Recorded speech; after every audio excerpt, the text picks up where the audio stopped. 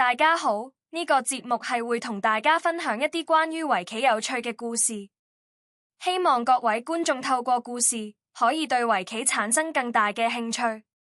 今次會同大家講下喺19世紀嘅日本，圍棋界一位無敵嘅存在，後世尊稱佢為棋聖，佢就係本因坊秀策。我哋就嚟揭開呢位天才嘅神秘面紗。故事要由1829年講起。喺廣島對開嘅恩島，桑原家誕生咗一個男嬰，名叫虎次郎。傳說佢媽媽馱住佢嗰陣病得好重，唯有日日捉棋解悶。點知錯有錯着，做咗最早期嘅胎教。虎次郎3、4歲嗰陣脾氣好大，一喊起上嚟，大人俾糖佢食，俾玩具佢玩都冇用。但好神奇，只要擺副黑白棋子喺佢面前，佢就即刻收聲，仲識得自己將啲棋子排得整整齊齊。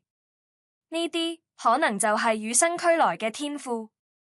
5歲學棋，虎次郎好快就打遍全島無敵手。8、9歲嗰年，佢得到城主賞識，隻身踏上前往江戶，即係依家東京嘅拜師之路。